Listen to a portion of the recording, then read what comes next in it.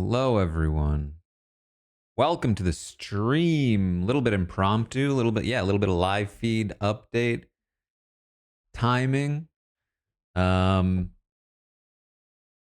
live here on Twitch. I will be live on YouTube in a second. I decided to try something, which is that if you're watching the video back on YouTube, you kind of don't want the intro screen and the preamble. That's not really what you go to YouTube for. So I figured maybe I'd start the YouTube stream.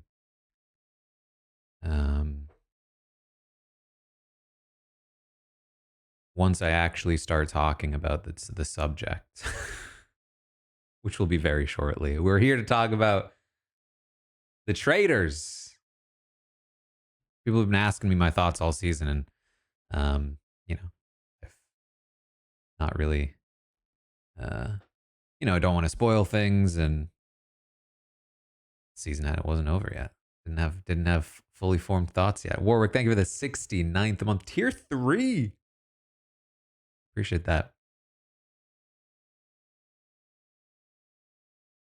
Talking news items. I've thought about that, Christian. I've thought about like when a Big Brother season ends, just keep going live in the morning and just instead talk about anything. I don't know if that would be great for my my sleep schedule, but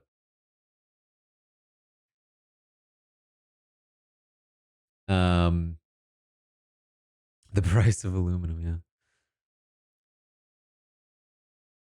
Thank you, Seth. So yes, we're gonna be talking spoilers for the Traitors. I'm gonna turn on the YouTube stream very shortly, and then we'll get straight into it. That's the plan. All right.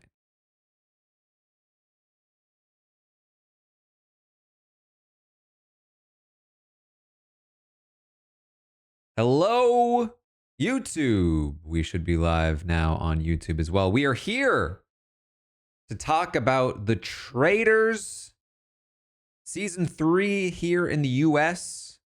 The finale aired last night when I'm streaming here, and got to talk about it.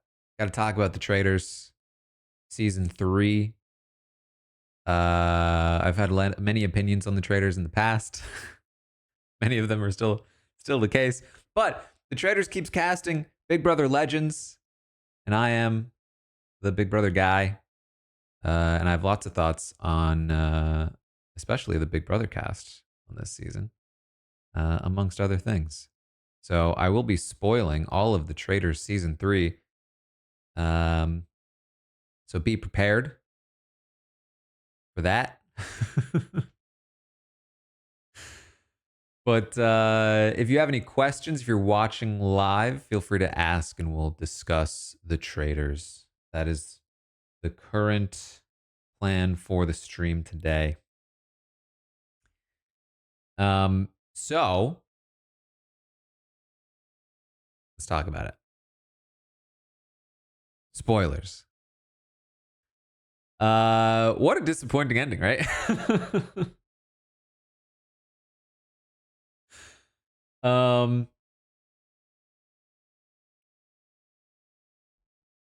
I feel like there's still like a couple of main problems with the game format. One has been talked to death. There's very little incentive to actually hunt traitors on the show. They are constantly having to hide the fact that their game incentives don't line up with the show incentives. So for instance, ultimately you could probably say, and it's hard to know for sure because even in the reunion, they're clearly not really allowed to talk about things in the way that they should. But like Dylan, to me, seemed to have the correct strategy for a faithful, which is buddy up to the people you think are traitors and then vote them out at the end. But because they don't, for whatever reason, let you really have that strategy publicly, what we got was this constant back and forth of Dylan being like, oh man, I really trust this person. I really trust them. I really trust them. And then at the last moment being like, I'm sure that they're a traitor though. Oh, it sucks. Oh, I just changed my mind at the last second. Oh man. But they are definitely a traitor. But I trusted them so much, but I'm definitely voting them out. And it is just silly. It's just silly that we have to go through that. Um, like I think it's so much personally. I think it's so much more interesting if you are following Dylan and he's like, yeah, so I'm pretty sure that Danielle is a traitor, or I'm pretty sure that Boston Rob is a traitor. But that's good. That's good for me. All I have to do is tell them that I trust them. The same thing goes with Brittany, right? Like Brittany was very convinced, I think, that Danielle was a traitor. You see this moment from Brittany, and there's lots to say about Brittany, but there's this moment from Brittany where she is talking to Danielle and she's like, "Oh man, I just trust you so much. It's just the best." And she's so clearly manipulating Danielle in that moment because she knows Danielle is a traitor.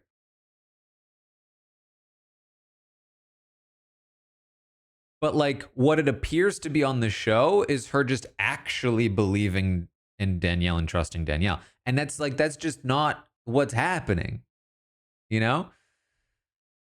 So it's very frustrating. I find that part of the show very frustrating. I feel like at the very least, you got to give us what's actually happening. Stop trying to hide things. Now, who am I to say? The Traitors is doing fine. For as much as people seem to complain about the show, and this is the thing too about the Traitors, is that it has certainly gone mainstream. It is a very popular and successful show. I find people in the real world who will talk to me about the Traitors. Who'll be like, "Oh, do you watch the Traitors?" But what's interesting is I talk to those real people in real life, and they have an issue with how it's structured. They're like, the game makes no sense. Like if random people off the street are annoyed about this, then there's a serious problem. Because when you watch Big Brother, I have a lot of complaints about the structure of Big Brother. But when you watch Big Brother, you go to the casuals, they're gonna be like, yeah, competitions are fine. I like it when they get slimed. You know what I mean? Battle of the Block? Yeah, it was great. Did you see how Nicole went out when she won HOH and then got dethroned? Oh my God, that was wild. You know what I mean? But with the Traitors, they genuinely like, yeah, the ending is kind of boring and it doesn't really make any sense. And most people would also say the competitions suck. They make no sense. Now they have improved the competitions, but not significantly so. And they're in this weird spot where they go to this finale, and I mean right away what's happening. I mean they did their best to try to hide it, but like it was pretty clear that Brittany was going to be voted out, and then as soon as Brittany's voted out, the game's over. There's no real tension left. They tried to make the tension like, oh, but are they going to vote out Dylan now? But the reality is there was no tension left. And the fact that there was still a competition that they had to do, it was wild that we sat through what felt like 20 minutes of a competition after the game had basically ended already. So, that was weird. So there's still plenty, I think, to sort of like work around in that regard. Yeah. In addition to that, the editing was just so strange, right? Like, I don't think anybody, given the edit that Danielle Reyes got that season, could have thought that she had any chance in hell at winning. Like, from basically episode 1, it was telegraphed to us that Danielle Reyes is not winning this season. For her to be the final traitor, the last standing traitor, and I get that Brittany ends up as the final traitor technically, but the second Danielle leaves, Brittany's screwed, and everybody knows it. And Brittany was a traitor for like 1 episode. For Danielle to be basically like going into the finale, she either stays and wins or leaves and the traitors lose. It's like, well, you know they're losing. What do you mean? You know they're losing. It's so weird. And like it's also this situation where like you have in the reunion, there like the other cast members are having to defend her. Like, yeah, she was great at manipulating us. We were snowed. And meanwhile, like all season long, the most popular thing I see in discussion about the season is, oh, Danielle is such a bad actress. She's the worst traitor I've ever seen. What an awful player. Like, what is happening here?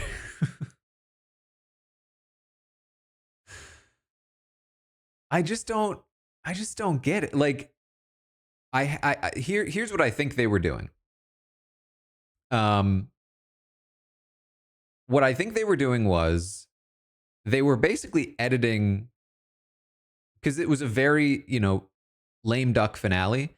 It feels to me like they edited the season as slanted as possible to make the finale as interesting as possible. I think this is what they deemed to be the most interesting way to portray the finale. And what I mean by that is a couple of things. They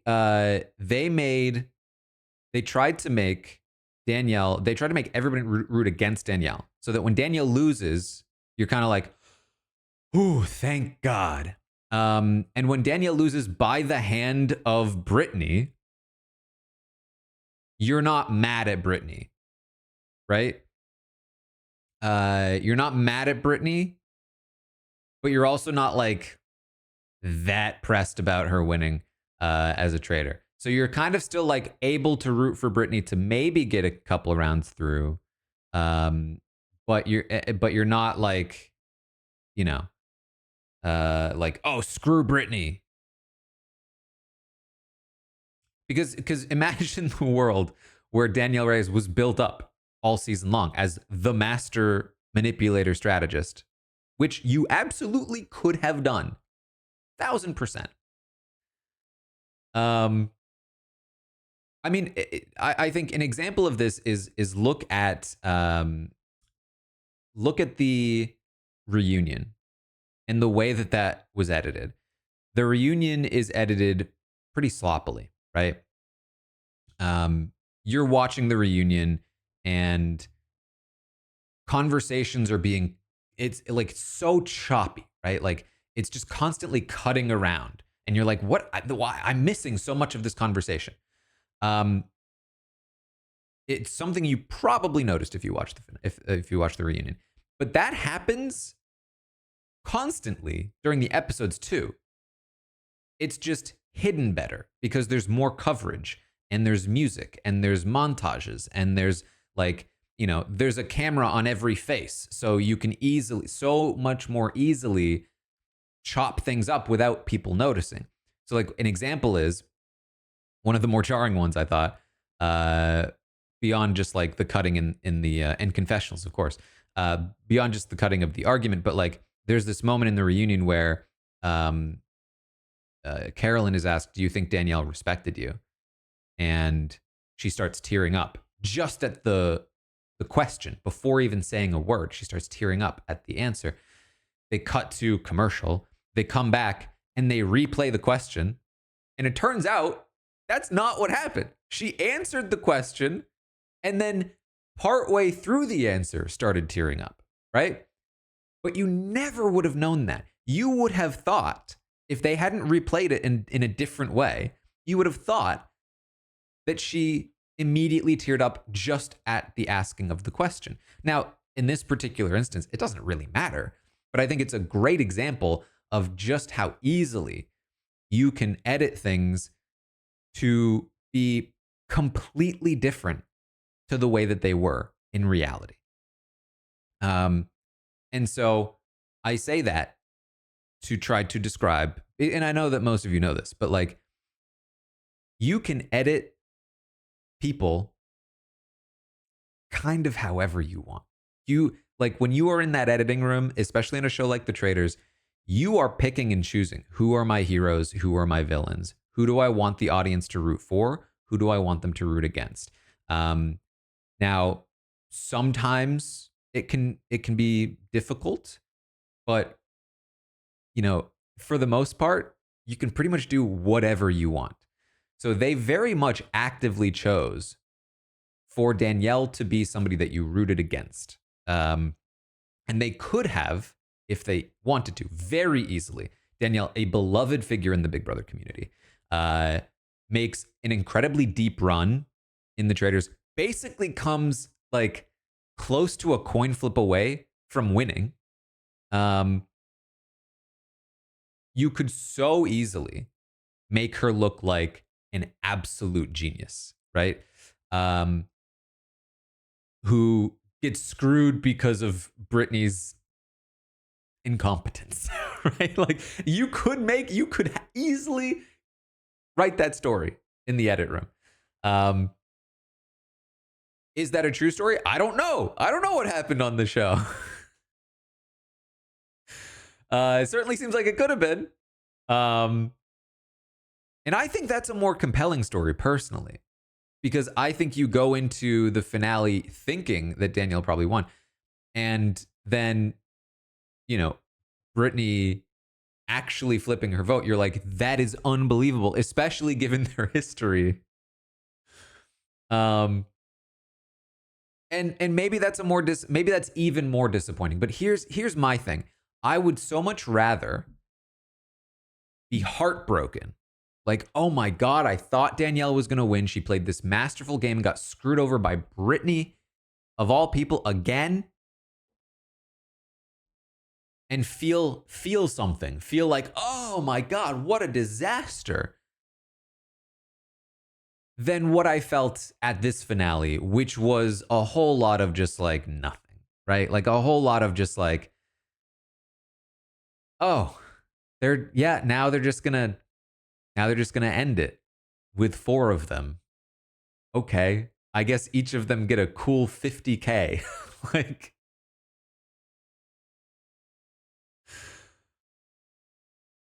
okay. Which it does not help. It does not help me, who has in the past tried to watch Traitor seasons, and then as soon as like the entertaining people leave, I'm just kind of like, what am I watching this for? Like the game, I think for me, it is so clearly about the cast. And if you lose the cast, you lose the show. And that's part of why their meta is so predictable, because this is another issue I think that the Traitors has. The meta game is far, far, far too predictable. There's going to be a Survivor Traitor. Very, very high chances there's going to be a Survivor Traitor. Very high chances there's going to be a Big Brother Traitor. And then there's probably going to be one more, right? Like that has been the formula. And so you have to say like, okay, they have to change up the formula, right? Like they have to change it so that it's not so predictable. Here's the problem with changing the formula. The formula is why the show works. Right? The formula is equally why the show works and why the show is so beatable. Because the game is broken, but more specifically, the Traitors can't be working together the whole time it's too overpowered. You want a mixture of traitors that will target each other. You need gamers as traitors who will target each other. You need gamers as traitors who are from different shows who will eventually target each other. Otherwise, you run the risk of them just running the table and it being really boring. Traitor on traitor violence is, I think, the beating heart of the Traitors. It is the thing that makes the show more interesting. If you don't have that, the show is much more boring. Then number 2, if you don't make a Big Brother or a Survivor a traitor, they're just gonna get killed. They're just all gonna get killed. Right? They should be, at least. Again, this is how the game incentivizes things. If there is no Big Brother player to protect the other Big Brother players, then you should just kill all of the Big Brother players. Because they will not necessarily work together, but they are still gamers. They are going to be like working hard to build relationships and alliances. And you should just kill them all. And so what happens if you get together this all-star cast of Big Brother Survivor players, none of them are traitors, and then they all just get killed off in the first few episodes? You don't have a show again. So you have to make at least one of them a traitor, right? But if you have to make at least one of them a traitor, then it becomes very predictable that at least one of them is traitor. And guess what happens with that? You got to start voting them out.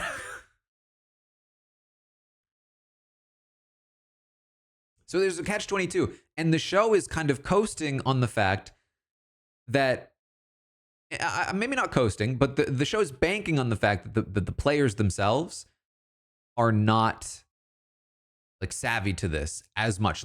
Like basically, over the course of 3 US seasons, the show, the players have gotten much better at figuring this out.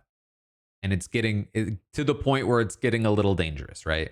To the point where next season, if you're not just systematically voting out all of the Big Brother Survivor players, you're not doing it right.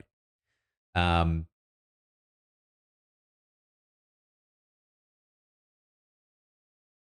the show is just banking on the fact that, like, oh, hopefully they just don't do that. And they kind of do that by casting non-gamers who won't think that way. And so that's kind of like the balance. But then, you know, you cast a Dylan who is, you know, basically like, yeah, I'm going to metagame this. And it becomes a little bit of an issue. So, you know, I don't necessarily think that this will like kill their show anytime soon, primarily because I think between the kinds of people they cast and the interference that they have, the influence they have over the cast, they can probably keep riding this kind of like, you know, we're kind of hoping that they just don't figure this out kind of stuff. But it's definitely an issue that I think should be addressed. What if they begin casting normies instead of reality stars? I think that also kills the show.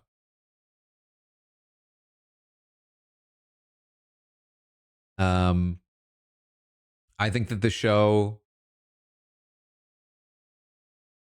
like rides on, again, I think the cast is so key to the show's success. That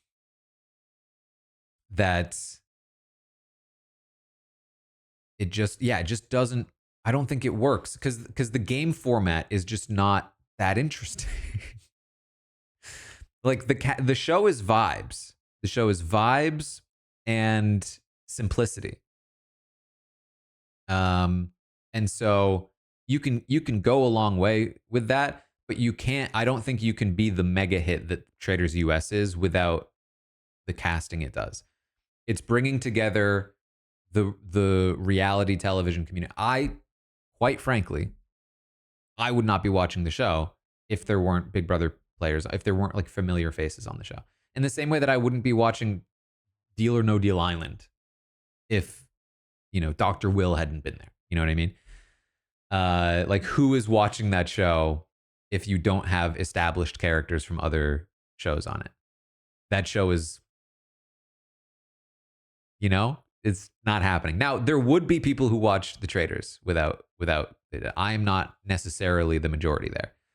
I think there are people that really like the vibes. I think there are people that like the concept. And there are lots of people who would prefer an all completely new player cast. And I think there's a way to make that work. But again, I think that you have to tweak the formula, tweak the game structure. And I think there's plenty of ways to do that. But you have to do so in a way that is not super confusing. And I say that though, but like the way that they do their show is not not super not confusing. Like this whole thing with the seer, like the seer is another very silly thing that is incredibly gameable in exactly the way that Dylan clearly again knew. They were talking about like, oh, if it's a traitor, they're going to lie and say that the other person is a traitor.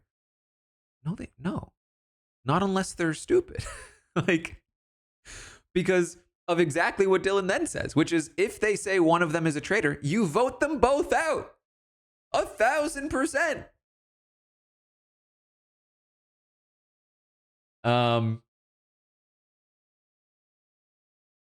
It's it's just like it's just a bad thing. It's just always a bad thing. If you are a traitor, the seer is so bad for you because either a good player wins it and potentially picks you and you're screwed, or doesn't pick you and potentially clears a person, or you get it and you get into conflict with someone, they vote you both out, or you clear a person. Either way, somebody's getting relatively cleared. Now, there's some potential benefit if you can like buddy up with that person. I think if you pick a person maybe like Dolores, you can be like, hey, oh my God, you're a faithful, yes. And then you can like try to make it seem like we're both faithfuls, but that's not really what happens. And here's where the seer really breaks, because you could just say it's a check on the traitor's power, but it's also terrible for the faithful. Not the other faithfuls. It's terrible for the faithful that wins it. You don't want to have the seer power. Because if you find the traitor, the other players should vote you out. They vote you and the traitor out. That's what they should do. Because of course, if you find the traitor has to accuse you too. And why take the risk? You just vote both of you out. So you don't want to find the traitor. You just want to clear someone. Okay, now you've cleared someone. Now they're cleared, but you're still not cleared.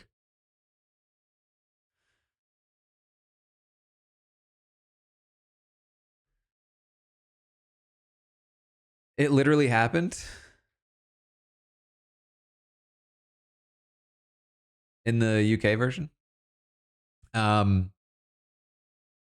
Right, like yeah, like if Brittany had just decided, and this is why it was so, Gabby was just like, thank you for not accusing me. Which was such a giveaway that they were so convinced she was a traitor. She was like, thank you for not screwing me over, Brittany. Thank you for going out quietly. And Brittany, I think at that point was barely even high. She was like, well, I didn't have it in me.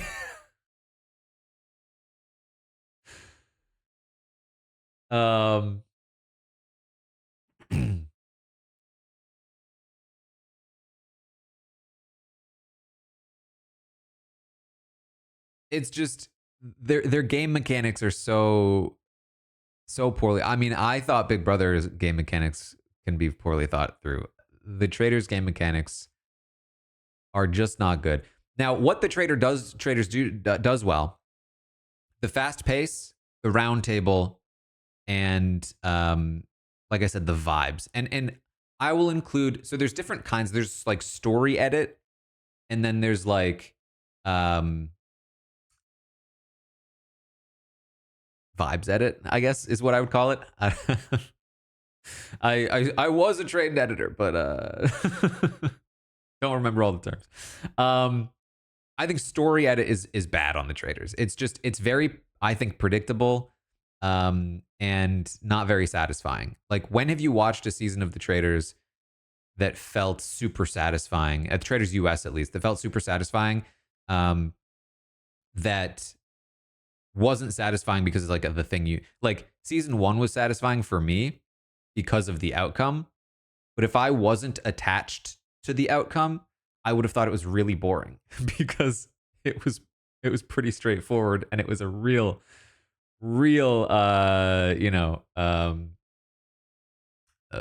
what am I looking for? Stomp. It was dominating performance. The best one, a steamroll is what I was looking for. Thank you. The most satisfying, season I've watched now is the Canadian season 2, and I haven't watched many seasons, but that also had a result that I was really personally invested in. I also thought it was like a fairly fun outcome regardless, but I saw in discussion that people also thought that was a little boring. So story wise, I don't like, but the editing for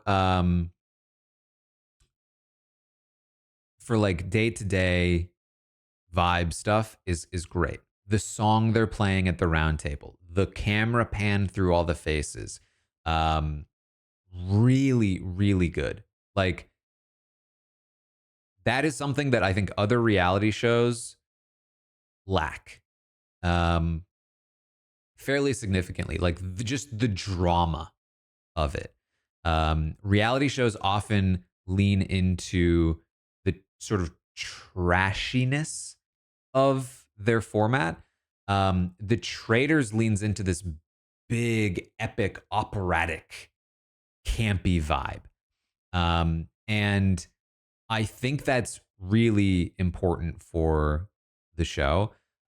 You've seen Survivor head in this direction. I mean, Survivor is always a little bit like that, but Survivor has really leaned into this as well, where they do their best to make their show seem a little more like upscale, as opposed to like that, again, like sort of trashier vibe that certainly Big Brother has. Um, and I just think that's so important. It's so fun to watch. And then they do these things. They have such great shots. Like, they very clearly just spend a lot of time focusing on their cinematography and their editing. Um, you have that shot of like Rob when he goes after Bob and he turns his head, and you have the perfect angle of he turns his head straight to Bob right when he says Bob's name. You know, there are just so many good little moments like that. Like, that's where the show really shines. Um, I forget where I was going with that, but but that's some good stuff. Another issue I have is the prize money. Um, it's just not high enough, right? I feel like it's just not high enough. Not only have you cast people who are already, for the most part, probably wealthier than your average reality contestant, probably to a fairly significant degree. You're paying them to be there. Here's the thing. I don't know how much they get paid to be on the Traitors. I don't know. I have not asked. I don't, I don't usually dig for those kinds of things too much. But I do know that they get paid well. And quite frankly, I don't think that they get equal pay. on the Traitors. I don't think that's a thing on the Traitors. That's where I was getting at, Brian. There is a very decent chance that every single one of the people who won at the end was paid more to be on the show than they won winning the show.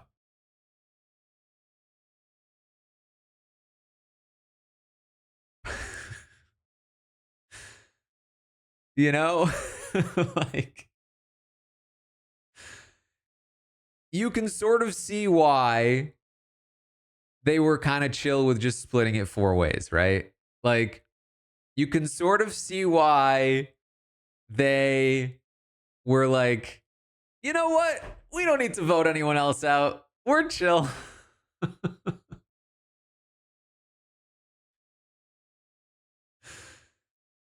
um, I think that's an issue. I do. I think that, like, especially if you're going to cast a bunch of people who are like not super competitive to begin with, you need to at least give them some other incentive to play harder, I think. You know, another part of I think, like, the issue with the show's format is that you will basically always get, you know, I don't want to be mean, but like, you will almost always get the quote unquote duds of the season making it to the end of the game because they don't get murdered and they don't get voted out because they're obviously faithful and they're completely not, like, they're gullible and they're not threats. And so they don't get murdered, they don't get voted out. And so your end game for the Traitors will almost always be some mixture of, like, maybe one big strategic player left, maybe more, and then a bunch of, you know, at least one or more of, like, the quote unquote duds or less interesting cast members, which, you know, I think is also an issue for the show in general.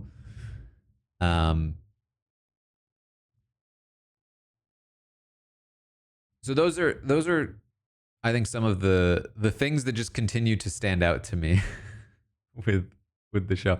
It's still, like, it still works, which I think is really interesting. And I think, again, that comes down to the way they edit the show, the vibe, the cast.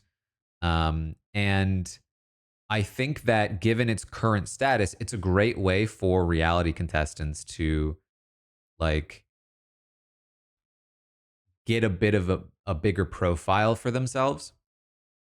For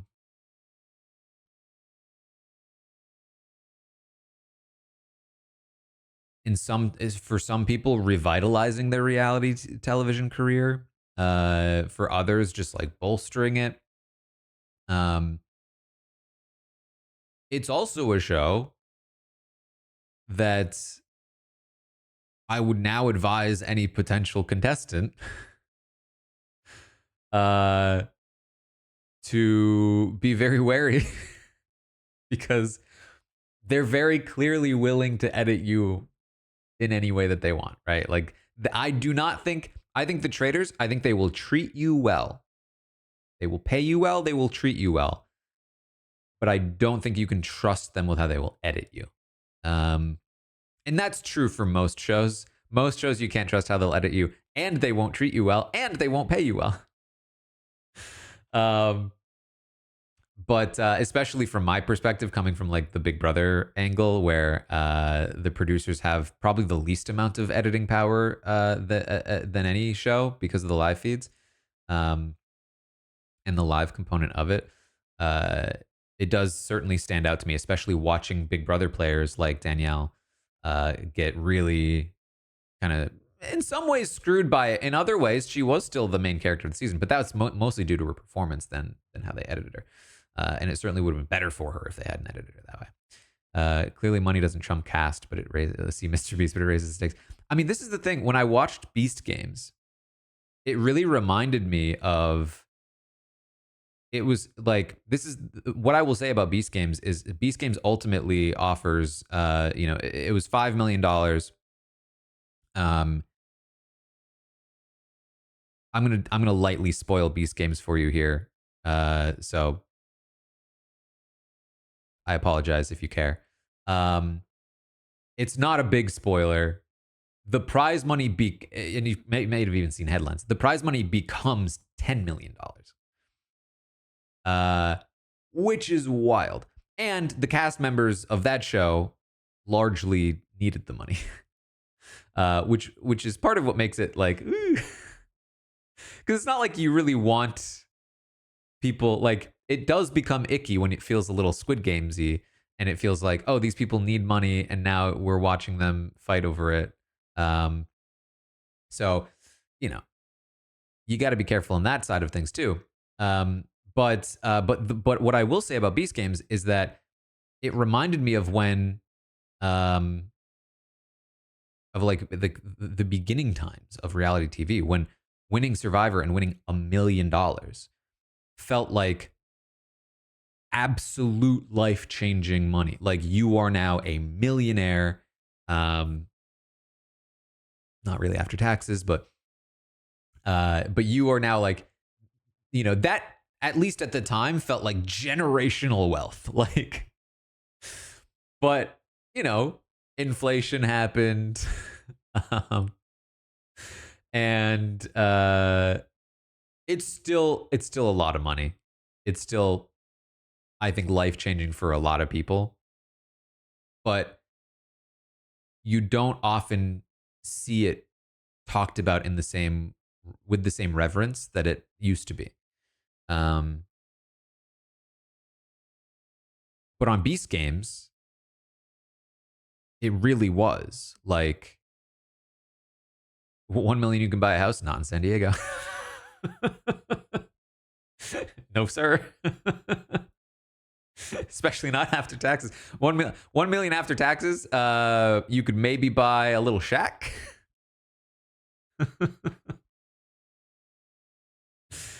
um, but anyway, you could feel the weight of that money in the show, and that was, I think, one of the better parts of that of Beast Games. Um, you don't feel the money in the Traitors at all. I don't know. Like, I'd be curious to know. Like, does anybody watching the show keep track of the prize money when you're watching a season? Like, does it matter to you at all? Because I don't. When Alan in the finale was like, "You're gonna win 200 something $1,000," I was like, "Oh, okay." Like, it just feels completely insignificant. Um, it feels to me like like it's your bonus at the end of the year. You know what I mean? Like, we're gonna pay you to be on the show. That's your salary. And then if you do really well, we'll give you a little bonus. And that's the prize money.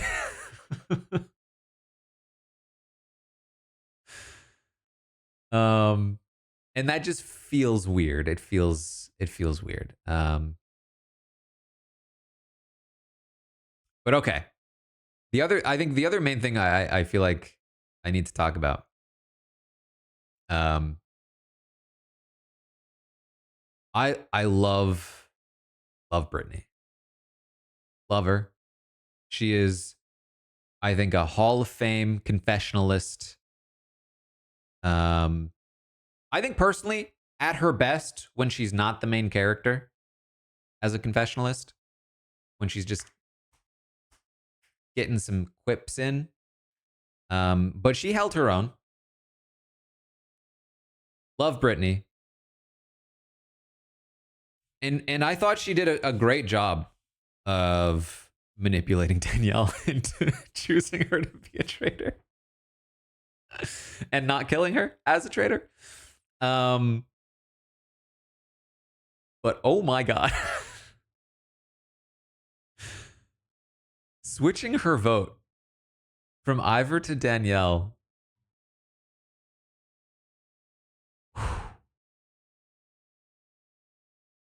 I mean, that was a really bad move. That was just I have not seen a worse move on the Traitors. You know, I say that. Literally, Dolores in that very episode voted for Ivor out of nowhere. But like, oh man, there was less than zero reason to make that move.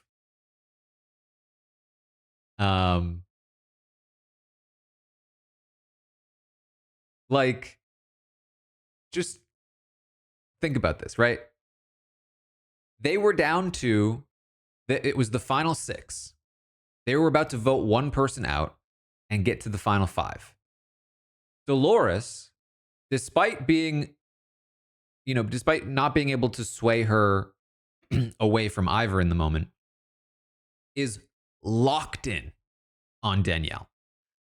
She 1000% believes Danielle is faithful and will not budge from that. Given that is the case, if you survive this vote without Danielle leaving, the two of you have basically won the game. Because you, Danielle, and Dolores have voting power at the final 5. You can do whatever you want.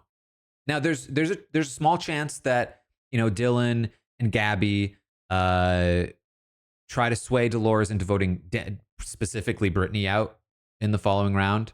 And there's nothing that Danielle can do to sway her off of that because she couldn't sway her off of Ivor. But I think that's not a super likely outcome. And we know what happens if Danielle leaves. Brittany's screwed. Anyway, so there's never a reason. There's no benefit to changing her vote here. She gets no credit for it. In fact, I think it makes her look more guilty that she went at Gabby, changed her vote to Ivor because she knew that's where the numbers were, then flipped her vote off of Ivor only because she thought the votes wouldn't be there anymore. I mean, there's a reason they were all so convinced it was Brittany. It was just so obvious that it was Brittany. And it pissed Danielle off to the point where Danielle didn't help the case either. Because Danielle was like, well, Brittany just screwed me over. So I'm not going to help her here. I'm going to be pissed at her. In that one move, she basically, it was like, you can take a coin flip to win this game.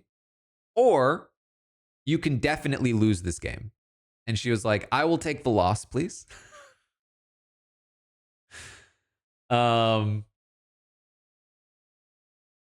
Just oof. Such a bad move. And to just like think about how different the entire season would have been if she hadn't made that move. Now, in the reunion, she mentioned something, which is, I'm still not like 1,000% sure what was in her head when she made that decision. Because in the show, she's saying, oh, well, Dolores gave a look like she was voting Danielle. And so I thought the votes weren't there. That makes no sense.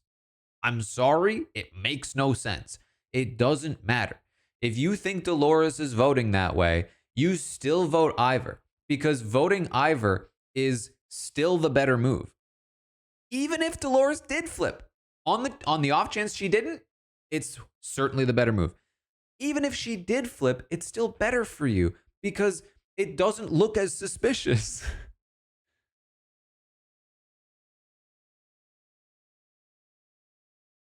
So that makes no sense to me, but it's plausible, right? In the moment, you're panicked, whatever. But she also implies that she was suspicious that Danielle would turn on her in the end, in the reunion. Like she was like, there was definitely a thing in the back of my head that you might have betrayed me. And this is where I think you really need to like dig deep into the psychology of Brittany. Because Brittany is a player who on her first season of Big Brother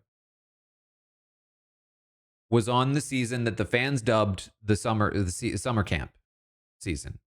It was all kumbaya. I mean, there were arguments, but that was mostly because of Rachel Riley. For the most part, outside of Rachel, it was a very kumbaya season. Everyone was just friends, hanging out. She makes it to the final four with her friends.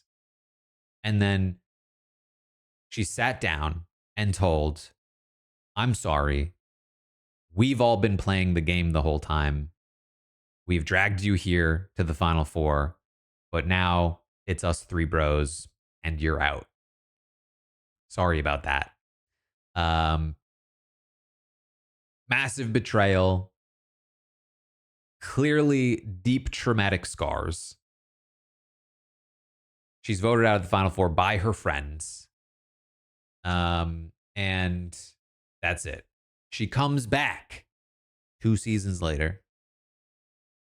This time, battle hardened, ready to play more aggressively, more strategically. She gets into some big alliances. She's making connections. She's got agency. She's holding off players like Janelle, Mike Boogie, and even Dan Giesling himself. She's doing a great job. She sacrifices Dan when Frank keeps winning competitions. Everything's going well until Dan steps out of 24-hour solitary and hosts his own funeral. And then just like that, she goes from being in a winning position to out in the same round because Dan flips on her.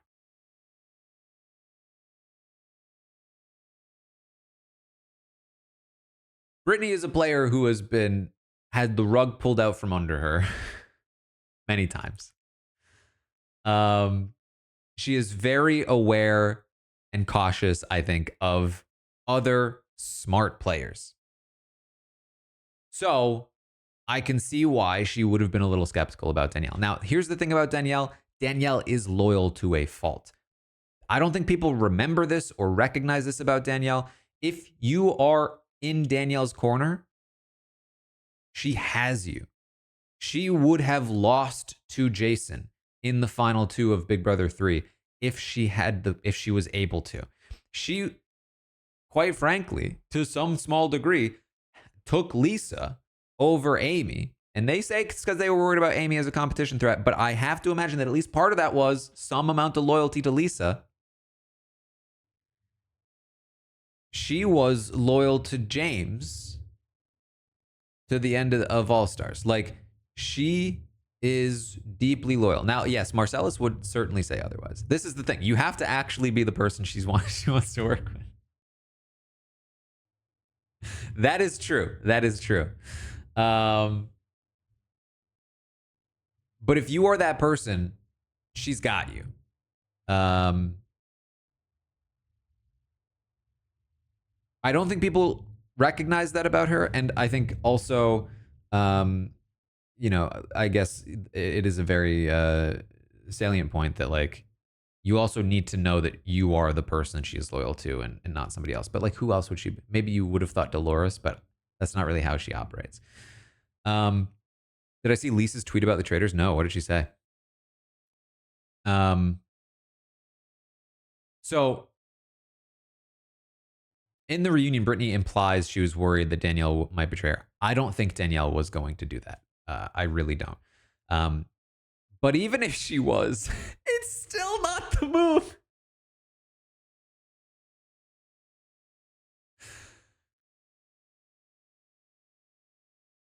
Um, I really, Lisa was Team Faithfuls. I don't think people know this about Lisa. Um, Lisa has definitely been on record in the past of like being a bit, uh, like salty. I think about um Danielle and Big Brother 3. Um, and not in a serious way, I think. But like it's not like from my perspective seeing Lisa's interviews here and there, it doesn't feel like they're besties. Um, and quite frankly, I feel like if I were Lisa and I was constantly being told I didn't deserve my win because Danielle played better, I might be a little annoyed.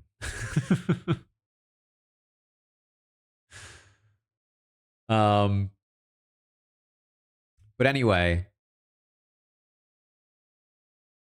you have to imagine that part of what's happening with Brittany, as she implied in the reunion, is that she not only is thinking Dolores might have flipped, but also I'm worried about Danielle myself. Danielle has Dolores, I don't, right? Um, if I help this go through and we get to like a final three scenario or something along those lines, then like they could vote me out. Danielle could take the solo win. It's a reasonable thought. It's a reasonable thought to have. Should it be influencing her decision in this particular moment? No, I don't think so. Um, so it's hard to know exactly. Like for me, that's sort of like where it seems to land. It was a combination of already being a little nervous about going through that, on top of feeling like Dolores was indicating that she was voting another way, and just making a mistake in the moment. But man, oof. Here's the thing. I felt like obviously the edit was implying that Danielle lost. Um, but I figured after what happened in reindeer games, there's no way Danielle and Brittany would be friendly if Brittany made the call to vote Danielle. And here's my logic behind this. Um, as Brittany explains in the reunion, they had a cumulative like 3 hours of a relationship prior to doing reindeer games. When they played reindeer games, they were aligned. Brittany similarly had to make sort of a split-second decision and chose for Danielle to compete in a competition that Danielle lost and then was eliminated in. The way that competition worked is that each subsequent person would have less time to compete in the challenge. So if you go first, you have the most amount of time to compete. You win it, then you choose who goes next. So you have to make this kind of.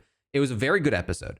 You have to make this kind of decision between: do I want to choose an ally to go next to give them the most amount of time remaining, or do I want to choose an enemy in the hopes that they fail and the whole thing ends? Because the first person that fails, the competition ends. You might not even need to compete in this thing, right? So, so how this worked was, I think it was like 2 or 3 rounds in, and it was still easy enough that everybody had made it through. And Brittany is in this spot where it's like, okay, I can choose an enemy, but so far everyone's been able to get through it fairly easily. And under most circumstances, the person that Brittany chooses should be able to make it through. And if Brittany chooses somebody else, and they successfully do the challenge. Now, Danielle is one of the few remaining options to compete with even less time. So there's a lot of danger to it. And yes, Brittany had done it really quickly. There like with plenty of time left. So it felt like it was still fairly safe. So like, you know, there's a lot of reason to believe that like maybe she should just pick Danielle. And so she does. And Danielle's pissed. And Danielle, who even in that moment, we played back the tapes, had plenty of time to finish, but like just didn't have the hustle in her. She said since that it was like the shock from the betrayal from Brittany. And she was so upset with Brittany in the moment, which I was like, that makes sense. I would be pissed too in the moment. But afterward, I'd be like, you know what? It was a tough decision. It wasn't really that much of a betrayal. And also, we're playing reindeer games. But that's not what happened. Danielle was pissed even after it aired and beyond. She was like, no, that was a deep betrayal. Which surprised me. You know, especially coming from Danielle, who has had her fair share of betrayals, as Marcellus, as we pointed out, would tell you. Because I didn't feel like it was really that much of a betrayal. I don't think that Brittany intended to betray Danielle in that moment, and she made a reasonable decision, I felt. I would, like, if I was in Danielle's position, I would be mad. I would be upset if my ally accidentally got me out. I'd be annoyed. But after the game ended, you know, it would be a different story. So this is the drama that they came into the game with. That Danielle felt like Brittany betrayed her, and you know that's why they had that thing. So we go through the game. They come back together. They're friends again. They're allies. The idea that Brittany, when they left that cliffhanger, the idea that Brittany would have flipped her vote was like, there's no way. After what happened, this is, in my eyes, way worse than reindeer games. Way worse than reindeer games. Because in reindeer games, it really was like a split-second decision. And there was a lot of reason to believe that by putting Danielle in the competition, she would stay. Right? Like, there was a lot of reason to believe that this was not dooming Danielle to eviction. In fact, there was reason to believe that this was the better thing for Danielle to go earlier rather than later. Flipping your vote and voting her out is dooming her, is damning her to be eliminated for sure. And not only does it doom her, it dooms yourself in the process. I would be so much more upset with Brittany. In fact, I've said this before. I've been on record. If an ally betrays me because it's the smart move, I'll be annoyed in the moment, I'm sure, but I would never hold that against them. Never in a million years. Well, I guess it depends on the relationship. Like if they betray me, they go on to win the game. Like I'll get over it. It's part of the game.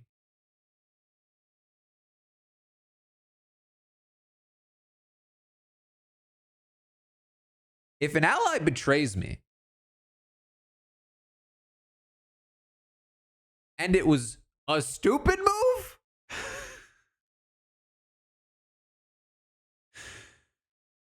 it was a just flat out bad move and it screwed both of us,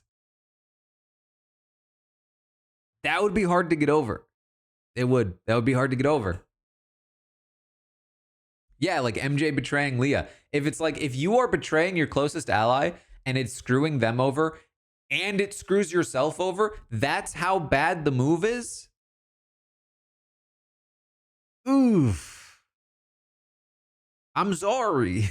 Like, that's like, I'm not gonna be like, reaming you out on Twitter, but like, we're probably not friends. Like, I don't know why I would want to be your friend. you're you're A, not trustworthy, and B, not smart. You know what I mean? Um and that's the thing too. I think, what it really comes down to is like, can you own it and can you apologize for it? If somebody's like, you know what, I screwed up. I'm so sorry. Like, then yeah, I'm gonna forgive you. But I think here's my theory. I think the vast majority of people that betray their allies and screw themselves over in the process are also the kind of people who are not capable of owning that decision. Um,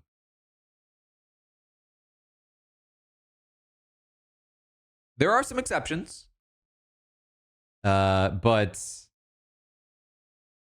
I think the majority of those people are not. And I think Brittany is that kind of. I think Brittany is perfectly capable of owning that she made a mistake. Um, but me personally, I would be so much more pissed. And given how pissed Danielle was at the other thing, I was like, there's no way she would not be even able to look at Brittany, especially because choosing Brittany to be a traitor was a mistake in the first place. Like, there were much better options to choose people for traitors. She should have chose Dylan. And I think that's what Dylan wanted. He had been angling to be recruited the entire time. The reason he goes after Brittany or goes after Danielle is because he's like, yo, you didn't pick me? This whole time I've been trying to get freaking recruited as a traitor, and you chose Brittany, and you clearly chose somebody other than me. And if it wasn't me, it was probably Brittany, right? If she chooses Dylan, Dylan has much more sway in the game than Brittany does. Dylan's not coming after her. Maybe Brittany's pissed and goes after Danielle, but you can flip that around on Brittany much more easily than you can flip it around on Dylan. It's just flat out the better play to recruit somebody like Dylan or even Gabby. Because those are, again, like, locked in votes. Like, are you getting Brittany, Gabby, and Ivor as a voting block of 3 against Danielle against Dylan, Danielle, and Dolores? Probably not. So recruiting Dylan was just the better play. But Danielle, I think, intentionally chose the less optimal route because she wanted to win the game with Brittany.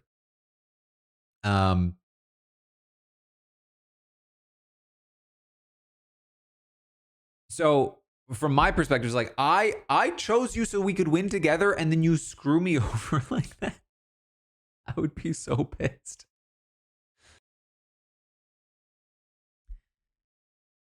Yeah, I mean, I agree. Like I said, I think Brittany might then turn on Danielle, but again, like, it's just such a better position because even if Brittany knows you're a traitor and she was not recruited, she can come after you all she wants. She doesn't have the social capital to make it stick. And there may still be some hesitancy, like her not wanting to be wrong. Like, would Brittany really go after Danielle hard if she was not recruited? Maybe she would, but would she go 100%? Would she hold back a little bit for fear of being wrong and screwing Danielle over for no reason? I mean, given what happens, maybe she does. But even so, she doesn't have the social capital that Dylan does.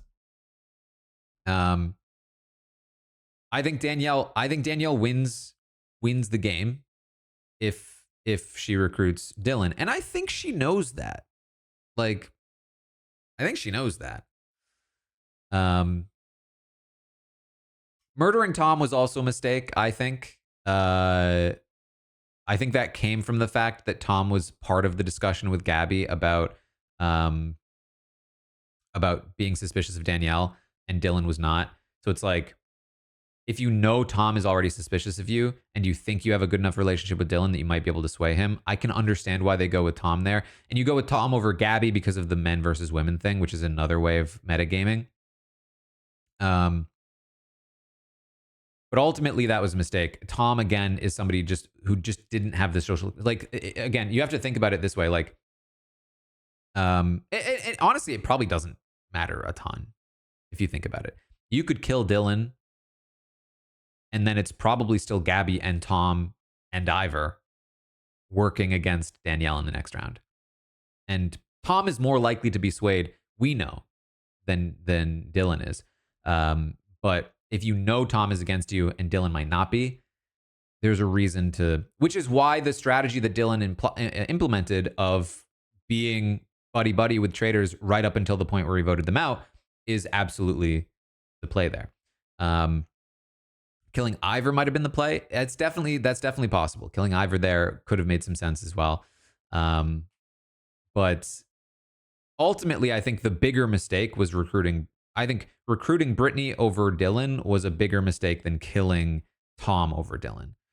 But again, I think that Danielle willingly took the harder path because she thought she could, and because she wanted to win with Brittany.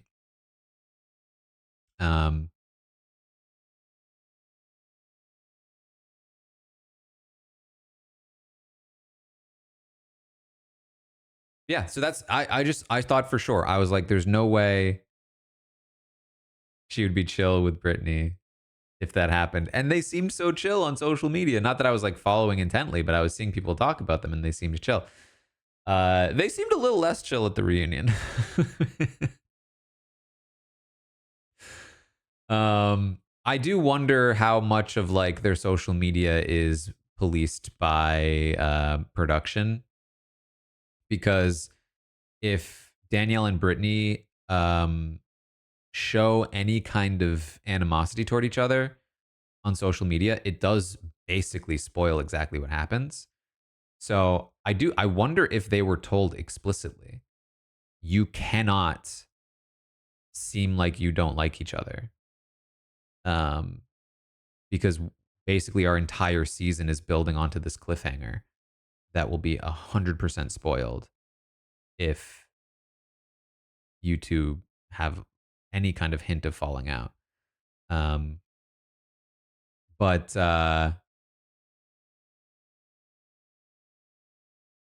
so maybe that's part of what was happening. But I thought their reunion interaction was very funny.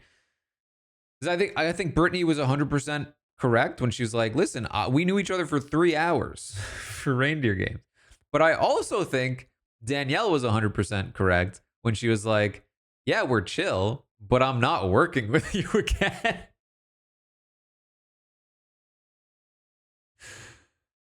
um, like that's so fair. I mean, Brittany has not done herself favors. Like, okay, again, I love Brittany. Love Brittany. So this might sound weird. I don't know. It would probably sound weird to Traitors fans because they love to hate Danielle. But if I found myself on a season of a show and Brittany is there and Danielle is there, and I am choosing who would I like to work with, it's not even remotely a question for me. I will 1000% work with Danielle over Brittany. Brittany is unfortunately not a very reliable ally. I love Brittany. I do. I would be very sad to not work with Brittany if I was not working with Brittany, because I think she's hilarious and I want to be best friends with her.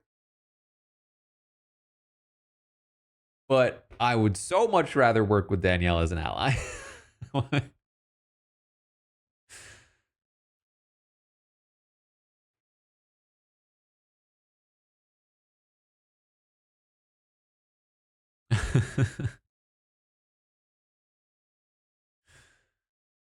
Um,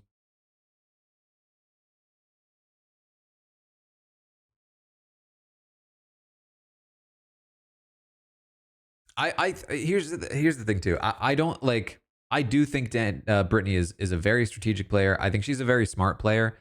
I think that she is clearly just prone to panicking in moments of like stress, of like time crunch stress. Um, I mean, she I think did pretty well to make it as far as she did. Um, so I don't think we can really like knock Brittany for her performance for the most part up until that mistake. You know, she makes an awful mistake in that one moment, but prior to that, doing pretty well and ultimately came pretty close to winning the game. I mean, again, imagine she doesn't make that mistake. They win the coin flip or whatever the tiebreaker is, and then they go on to win the game. I mean, that's a brilliantly played game by Brittany, right? Able to clock that Danielle is a traitor, uses that fact to get close to Danielle. I would call it manipulation. Um, Doing a bit of guilt tripping, doing a bit of like, hey, we're best friends. I trust you so much. Getting Danielle to make a suboptimal recruitment play to get you on board rather than somebody more useful. And then going on to win the game as a traitor with Danielle. I mean, that's a really, really well played game. And she came really close to doing it. Just one big mistake right there and the whole thing crumbles. And that's how these games sometimes go.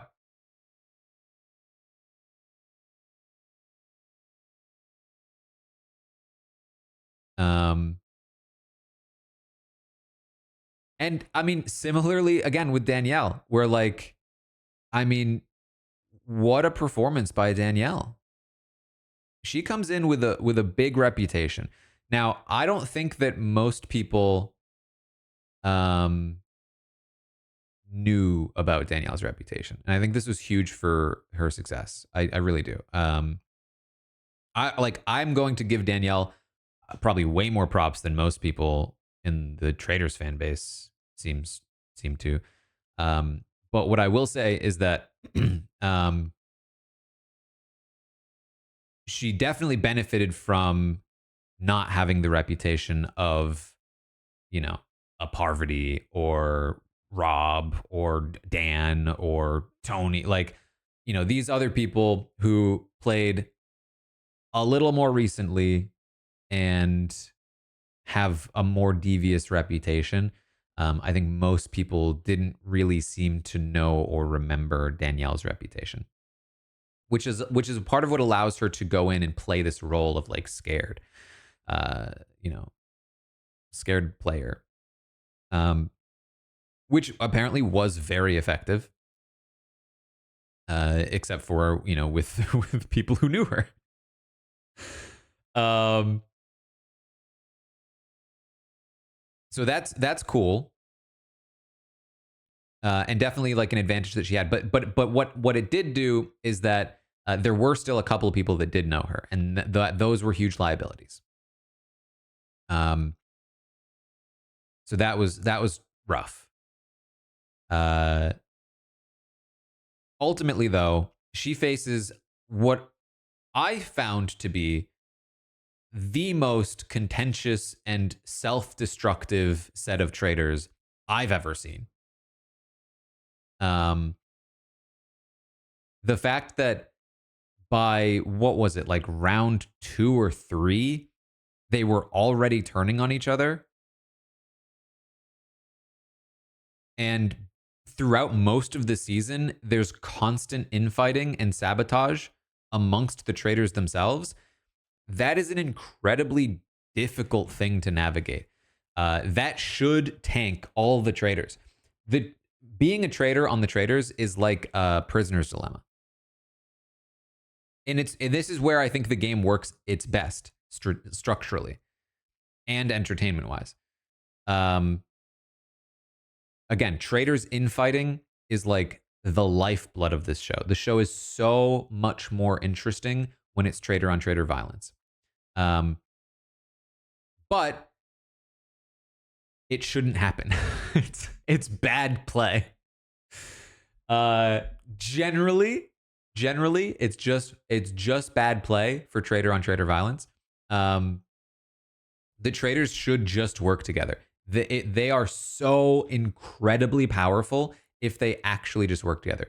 If you put a group of traitors who all got along and wanted to get to the end together, they would steamroll the traitors like no other steamroll you've ever seen in another show. More so than the committee on Big Brother 22. It would be impossible to counteract them. It'd be very, very powerful. What happens is, and I think this is intentional, I would hope this is intentional, that they cast people who they do not think will like each other or work well together. Because then you get people like, I don't want to stick my neck out to protect this person. People are always worried about like, oh, well, we can't all be on the same page. But like, think about it, especially if you're metagaming. You never look at a group of people who are voting together and think they're all traitors. You think one of them must be a traitor, right? So if you're able to get like a voting block together, with 3 people working their own relationships, pulling together some kind of voting block, you can just steamroll that game like no other. Just immediately take out anybody smart enough to figure you out, and then just crush. On the flip side of things, if you are like the only person to betray and you do a calculated strike at your fellow traitors, you can succeed and come away with the solo win. But if you get caught, or if the other traitor also decides to do it, you all get screwed.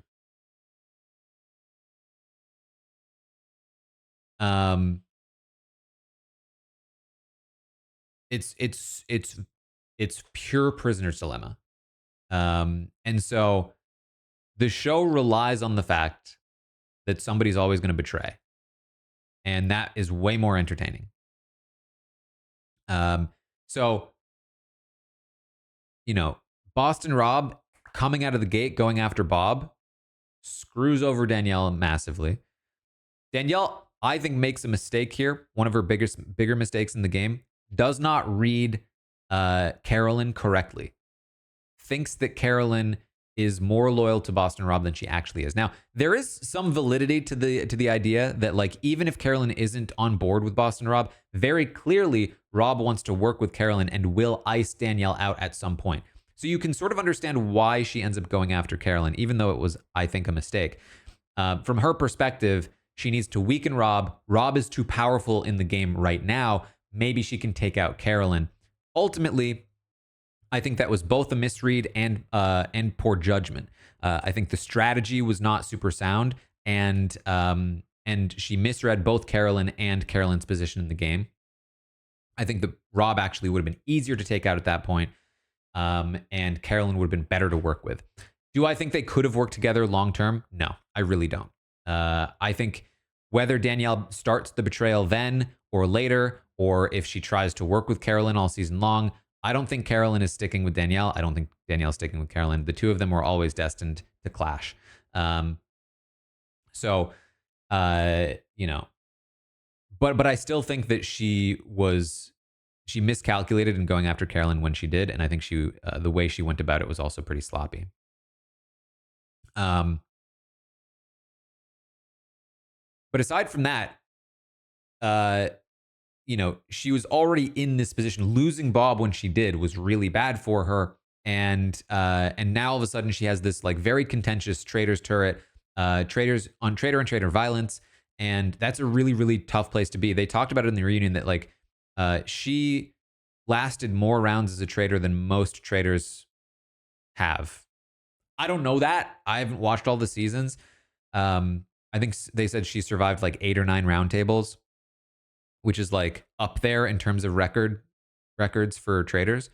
Um, and I think that is made significantly more impressive given the fact that like there was traitor on traitor violence early on. Um, and throughout the season, there was traitor on traitor. That makes it way more difficult. Uh, so I think you have to give her massive kudos for that. You easily have to say she was the best traitor of the season. Like to say that she's the worst traitor you've ever seen is wild, a wild take on a season where Boston Rob and Carolyn and Bob exist because Danielle very clearly in the same game outplayed all of them. um,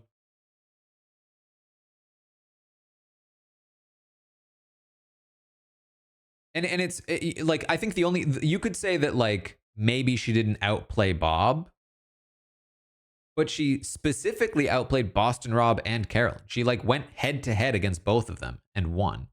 Um, I do think Carolyn was a good trade. I mean, I think Carolyn was great at like hiding that she was a traitor very clearly. What Carolyn seemed to lack was social connections to make any like Carolyn was great at the hiding part of being a traitor. What she was not great at was like the other stuff. Meaning she didn't have the social capital to make moves or have agency both with the faithfuls and with the traitors. She couldn't get the kills in that she wanted in the traitor turret, and she couldn't make votes happen at the round table. And those are both very important things, arguably more important than not being suspicious. Um, so that's where she's, I think, fell short. I think the biggest thing for me, for Carolyn, and this is part of why she's such a good character, but also part of why I think she has struggled. And here's the thing too, I don't want people to get this misconstrued. I'm a huge Carolyn fan. I was a huge Carolyn defender on her season of Survivor. I don't remember which number it was. I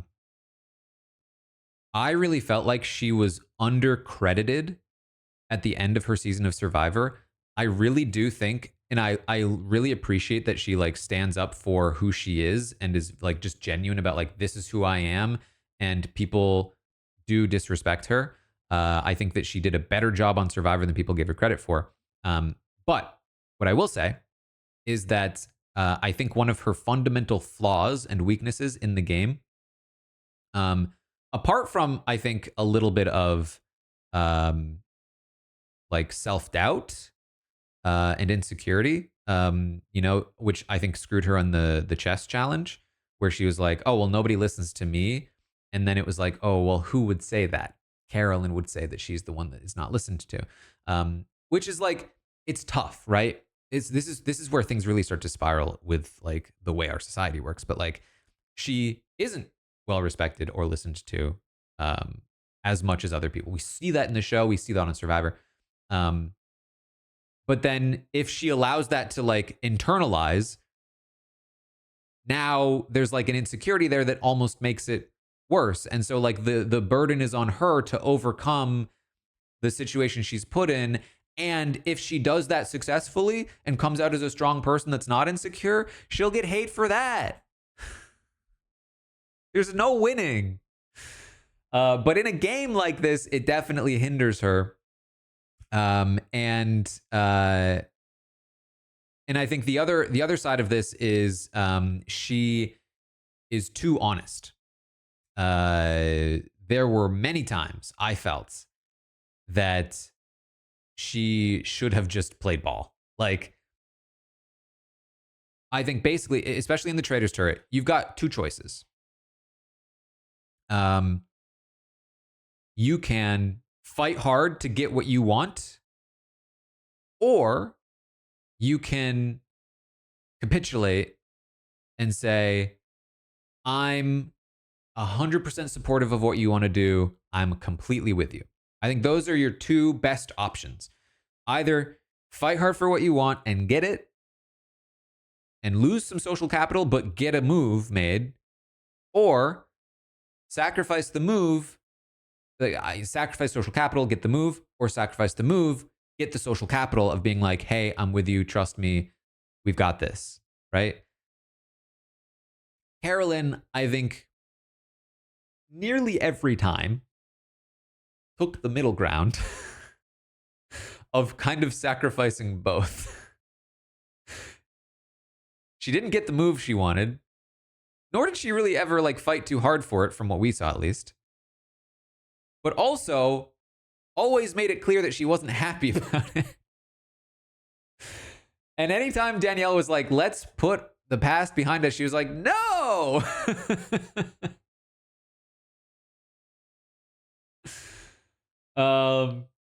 Which is, you know, not the way.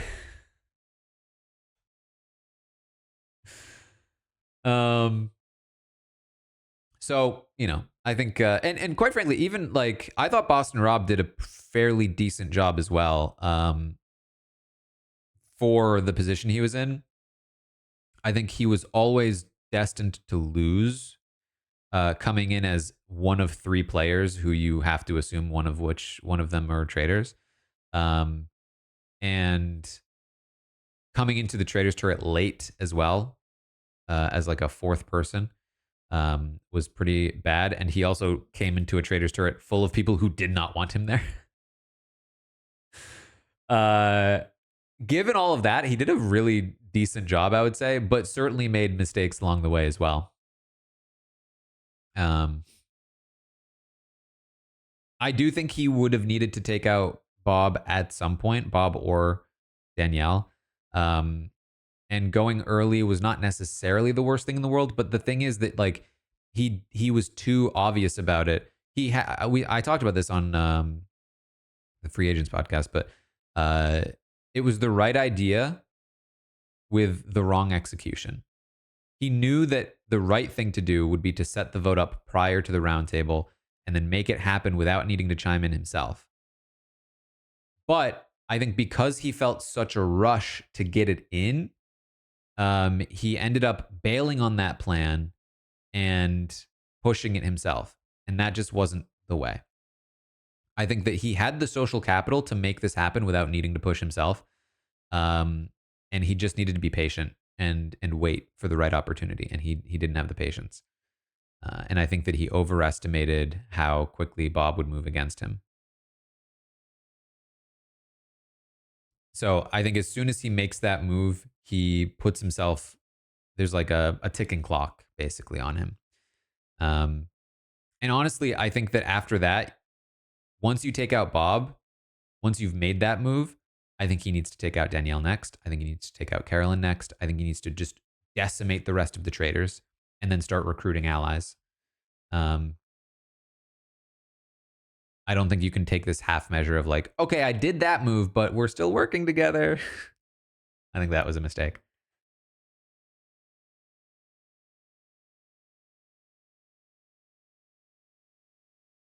All right. That's many of my thoughts. Let me know if you have any questions.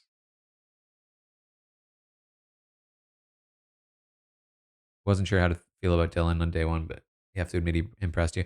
Yeah, I mean, I think Dylan easily played the best faithful game I've seen.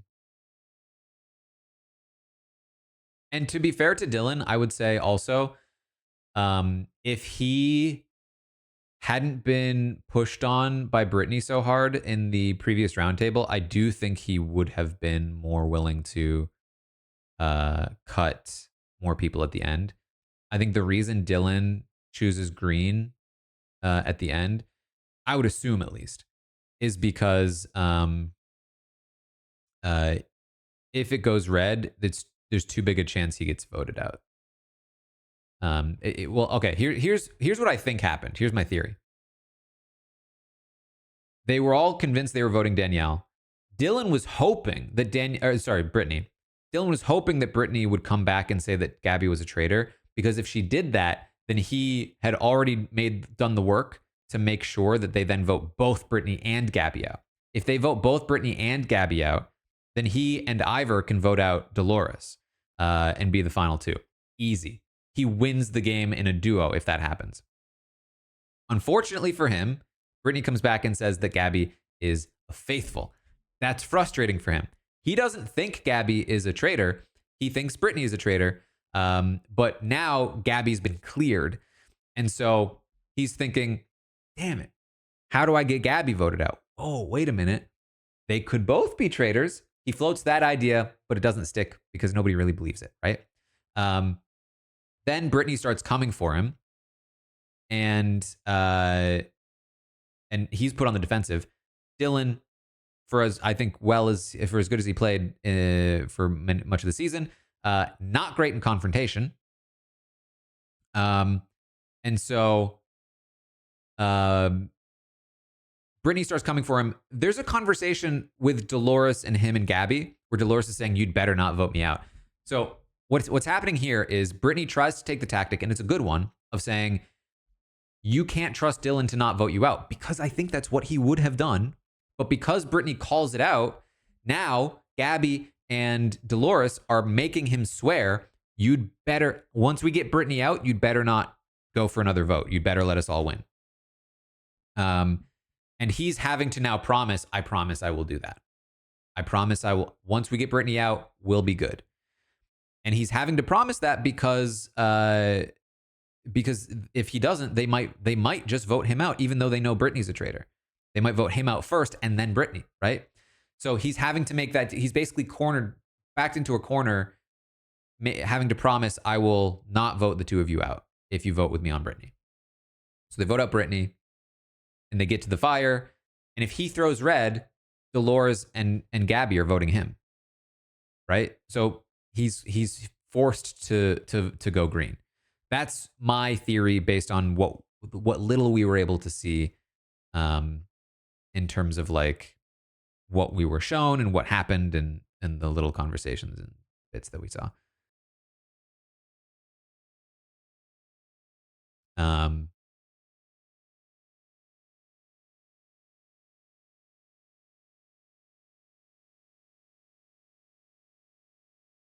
Have I done a podcast on Neta's Traitors Canada game? I think I did a little bit of I think I did a little stream on that season, but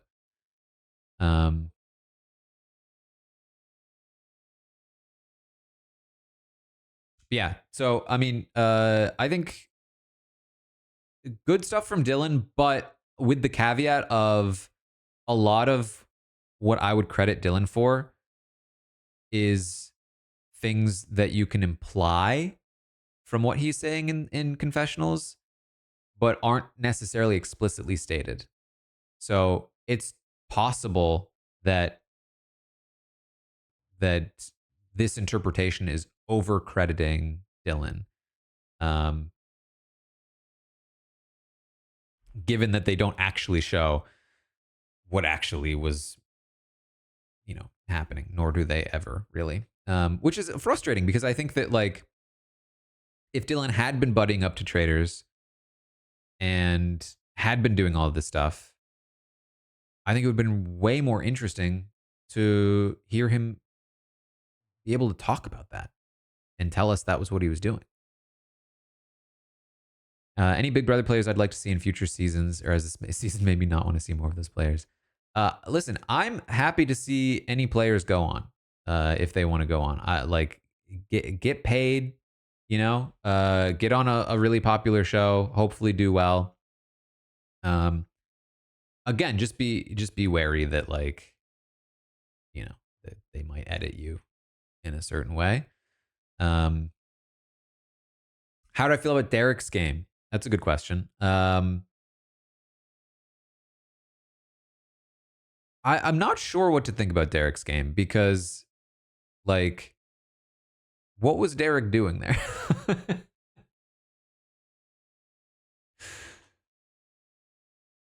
There's a couple things about Derek. One, the way that he comes in, again, as one of 3 bonus players, you're always doomed. Like that's just a really bad spot to be put in. You're one of three bonus players. You're one of three players with a big reputation being brought in. One of you is like metagame screws you. One of you is definitely a traitor. So that's a bad place to be.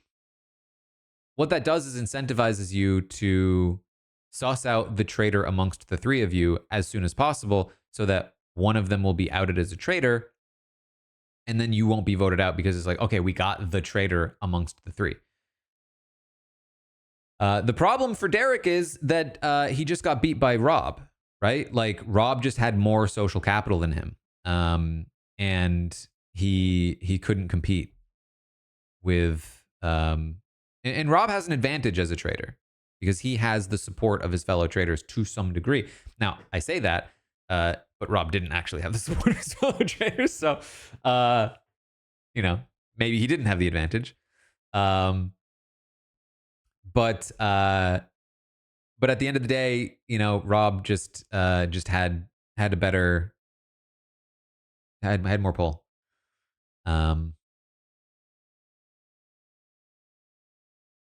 Yeah, Derek thought he had Dylan, but Rob had Dylan. What are you gonna do?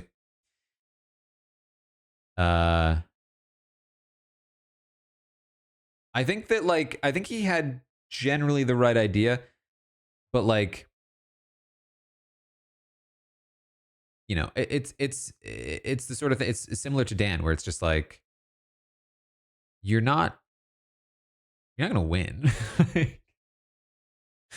But you're not gonna be Derek Levasseur and come on and win, especially as a faithful.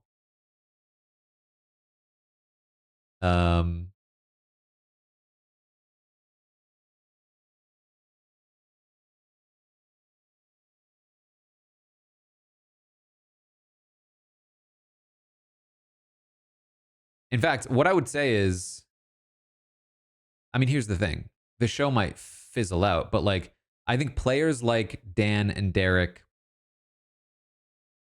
and in Boston Rob, I think those players would have a better shot at winning, 5 seasons from now, with a more developed meta. I say that they would have also had a better shot at winning 2 seasons ago, in the first season when they were non-reality people, and it was a new show, and there wasn't any meta yet. That also would have been better for them. But season 3, season 2, season 3, season 4, these are going to be bad seasons for players with big reputations, just straight up.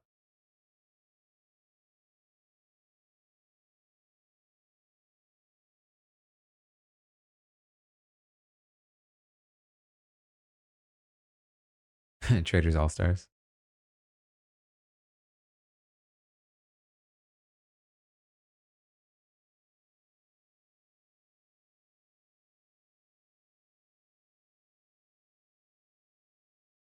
I feel like there's just so many options that they have to make this show more fun, structurally. But again, I can complain about it all I want. It's doing great. Ratings are great. I guess the other thing I'll say, I've sort of mentioned this already, but I think the big topic of season 3 of The Traitors is the wild amount of hate that Danielle got. Not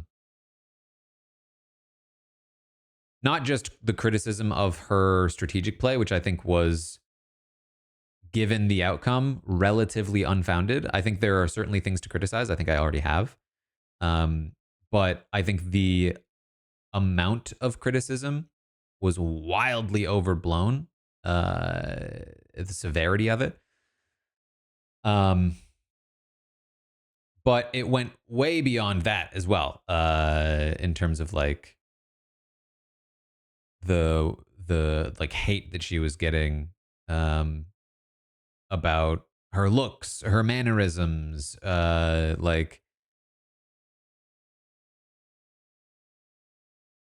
behavior, her willingness to swear on her family. All of a sudden, we are in the year 2025, people. Are we really upset that she swore on her family? Is that real?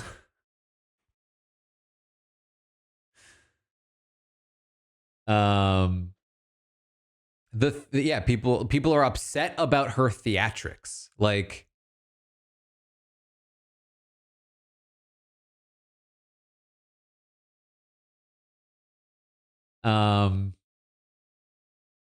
now this, as Shakespeare points out, this is what I will say. I do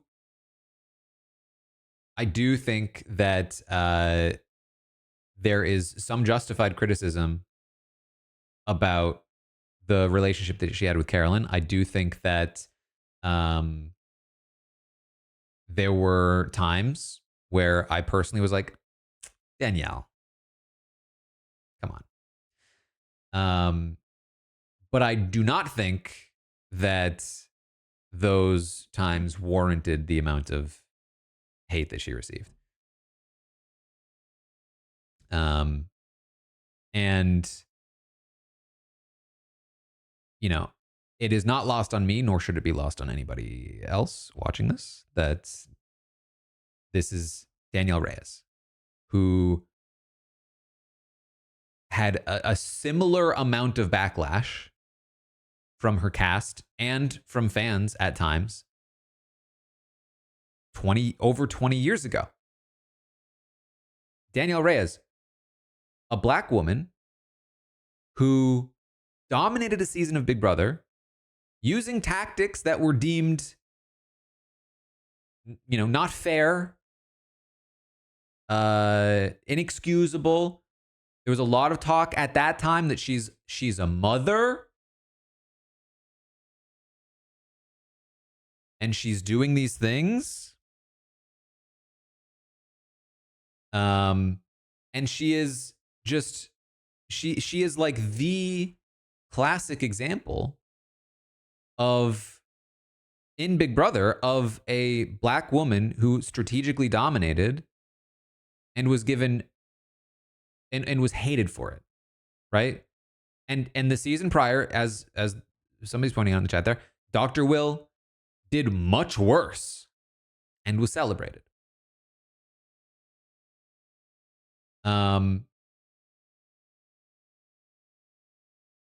And it's like in Big Brother, it feels like, okay, we've made so much progress since then, right?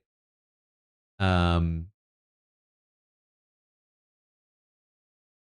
yet here we are, 23 years later, and she's on a different show, and she's getting the exact same stuff. It's the exact same stuff from the audience, from her cast members.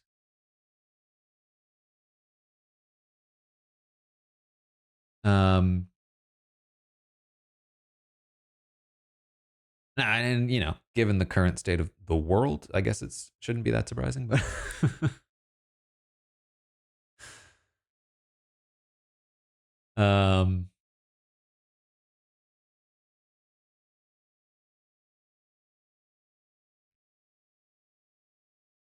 but yeah, I think in general the Traitors fan base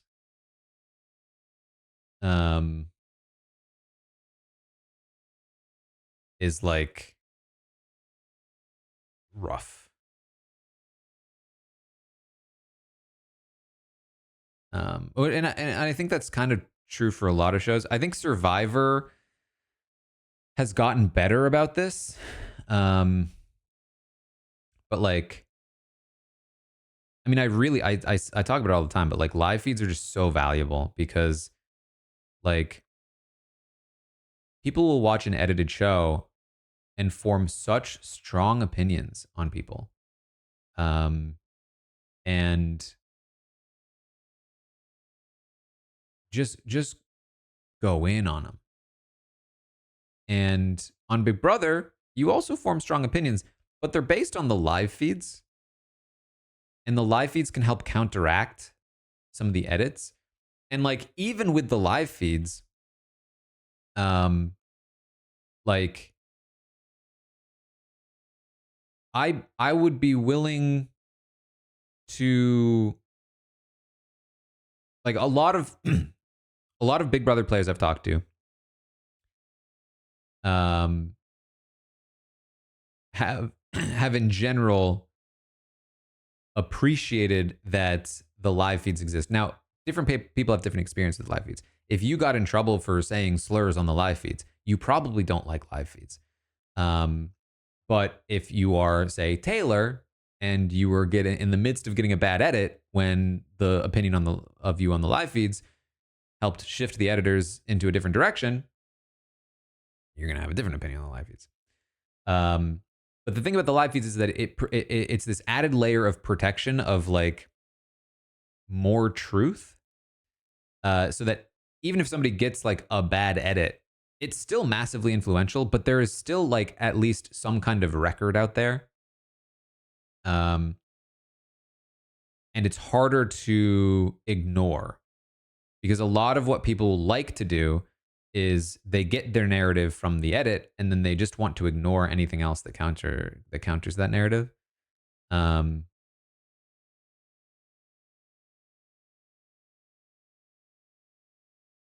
and it's easy to do when like the only thing that counters the narrative is the person themselves in interviews saying this isn't true. Like, oh well, I don't like them anyway. They're lying. Um, but if it's like, oh well, here's like official record. Here were here's what happened on the live feeds. All of a sudden the burden isn't quite as heavy on the person themselves to defend themselves. Um,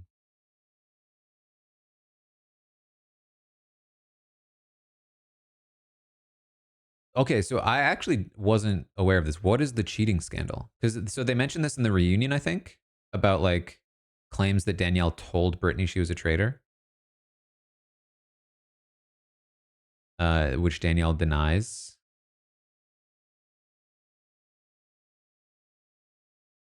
And for the record as well, um, knowing these people probably much much better than most Traitors viewers, having watched them on their seasons, having watched them on live feeds, having spoken to them myself. Um, there's no way Danielle told Brittany she was a traitor. Danielle famously, and I actually, I think she used this in her defense to some degree. Uh, Danielle gets screwed over in Big Brother All Stars because she is somebody that did not break NDA and pregame. Um, Famously, Jason Guy, her original partner in season 3, was invited to play All Stars. He declined. He asked Danielle if she was playing. She told him no. Um,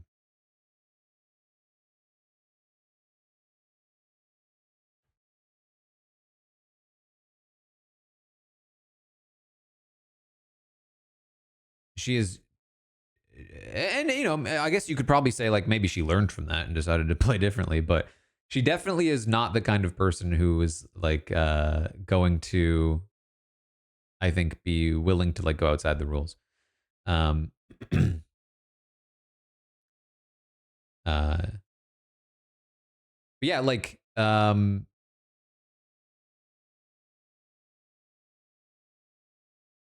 somebody said up here, yeah, we all thought Janelle knew Dan was a traitor.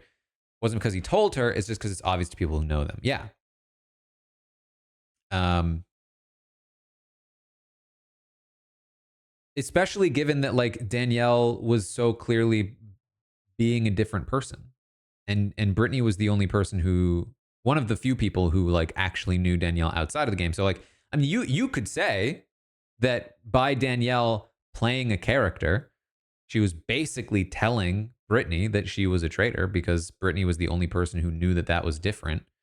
Um, but I don't think that's like, I don't think that's intentional because I don't think she was intentionally trying to let Brittany know she was a traitor, especially when they still weren't on good terms. And B, I also don't think it's like against the rules at all. Uh,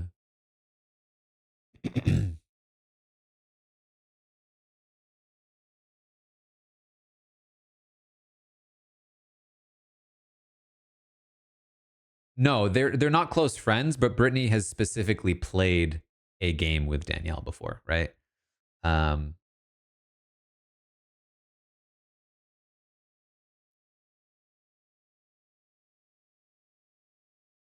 that's why, like, it's part of why all of the fans were like, "Oh, Danielle's acting is so obvious." Because if you know her in confessional, or if you know her from before the show, then you know that what she's doing is in some part an act.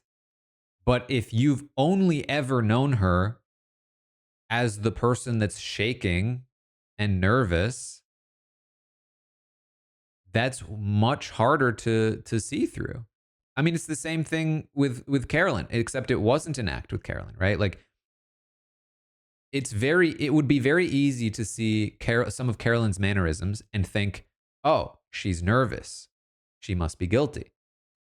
But if that's all you ever see from Carolyn, then you might start to realize, "Oh, that's just how Carolyn is. She's not necessarily nervous or feeling guilty. Those are just her mannerisms." Um, so it sounds like what happened for most people is that they just saw Danielle's shaking as part of her mannerisms. Um, and I think that's really clever in most circumstances. But if there are some people that know you, it can be a giveaway. Um, it's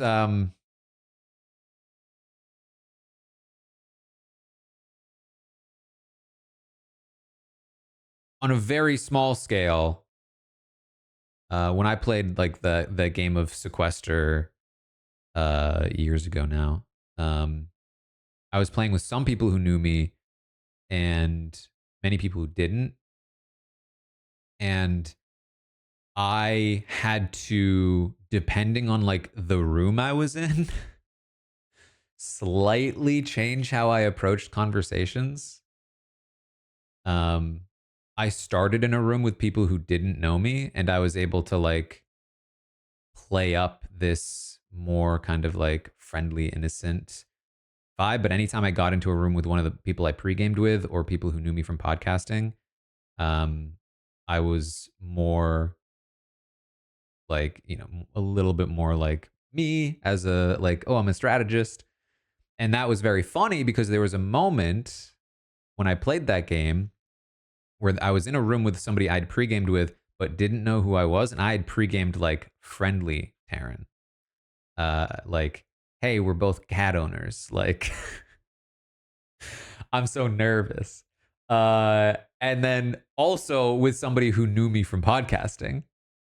Um and it was a very funny situation because it was like I was having to like walk this line of two different like versions of myself, and I just wanted to get out of that room as soon as possible. But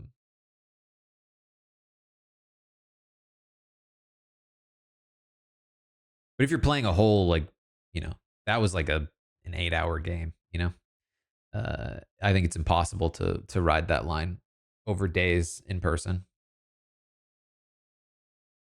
So you just have to pick one and ride with it. And Danielle rode with what she went with, which worked with most people, but with some it didn't. But again, like there wasn't a lot of incentive. I think it's the right call because there's not a lot of incentive for Brittany to go against Danielle. In the same way that there wasn't a lot of incentive for Janelle to go against Dan, but you know, sometimes, sometimes.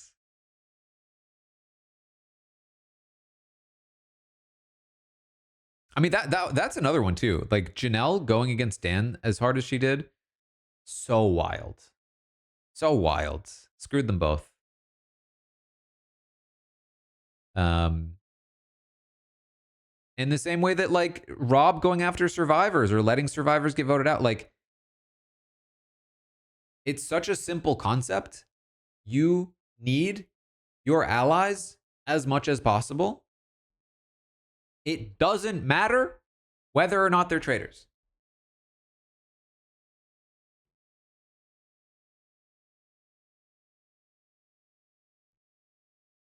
In fact, if you think you know that they're a traitor, that's good for you. That's amazing. Work with them. They will protect you from murders. Work with them. You will have numbers to survive roundtables. Work with them. You might be recruited later on. And if you're not, you can vote them out because you know they're a traitor.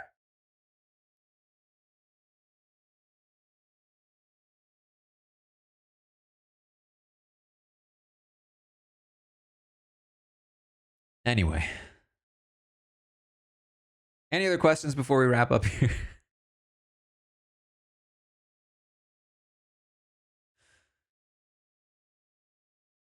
Well, here's the thing. I do get Derek not working with Boston Rob.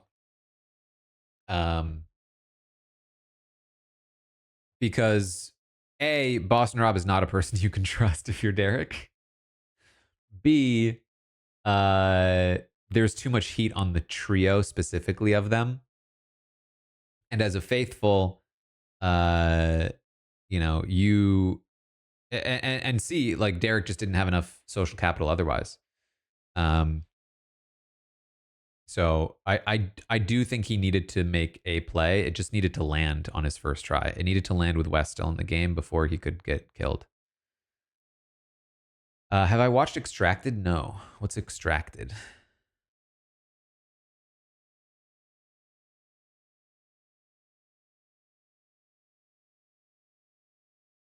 Groundbreaking survival competition.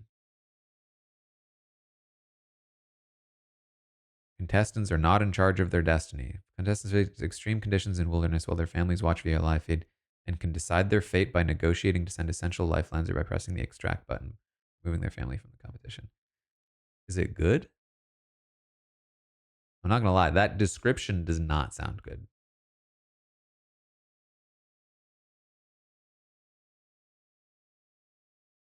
But people seem to like it. That's interesting.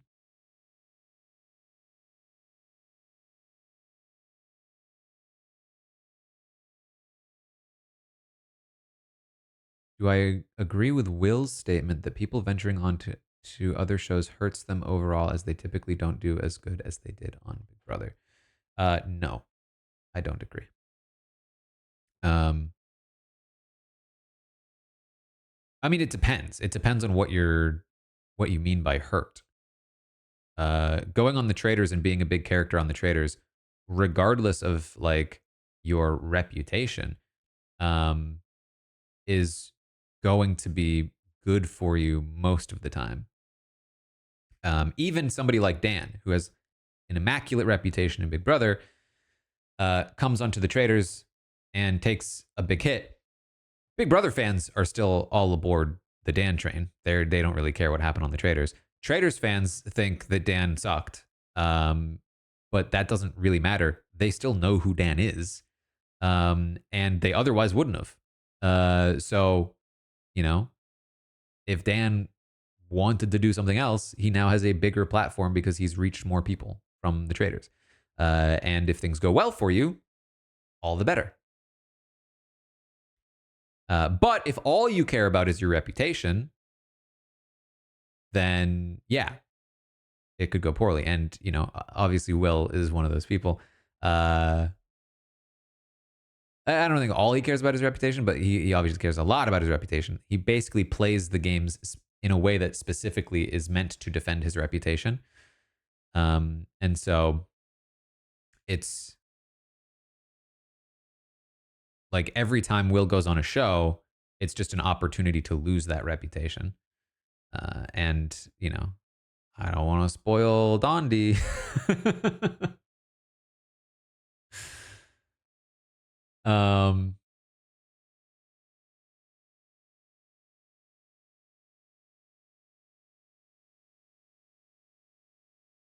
Anyway.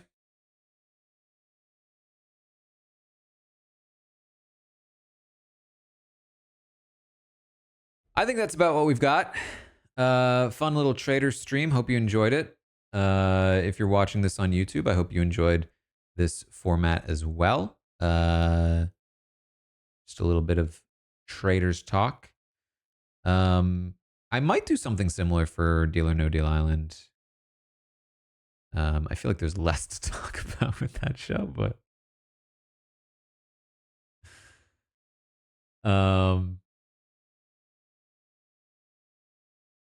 I feel like Deal or No Deal Island is a show where I enjoy like 15 minutes of every episode. And The Traitors is a show that I enjoy like 30 minutes of every episode. And then Survivor is a show where I enjoy like most of the episode except for Tribal. Like there's different levels, you know what I mean? And Big Brother is a show where it's all over the place. Who knows? But at least the live feeds are good.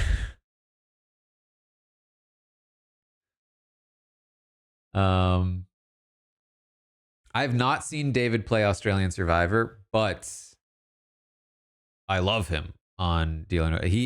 Watching David on Deal or No Deal Island is the closest I've come to wanting to watch Survivor Australia since they announced that there were going to be a bunch of American players on the next season.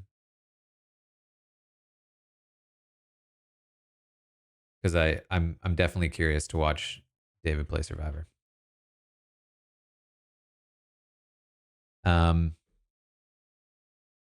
All right. Anyway, that's what we got. Thanks again for hanging out. I will maybe be back. I'm not sure if there's going to be a Blood on the Clock Tower game this weekend, but there's probably going to be some kind of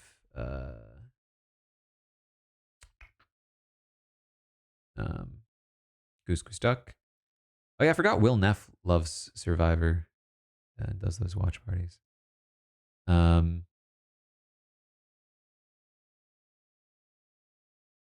Why the hesitation to watch Australian Survivor? I've watched it before. It's just a lot of episodes, a lot of really long episodes. And I've personally found that like it really tends to get sloggy. But I've also like not seen some of the better seasons that people have liked. Like I watched the first two of the when it got revived, basically, and I thought it was very good at first, but then kind of really slowed down. And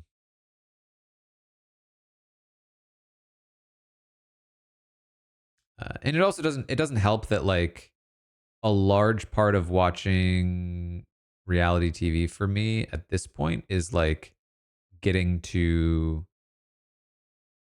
talk about it and be part of discussion, and there's just not as much around Australian Survivor.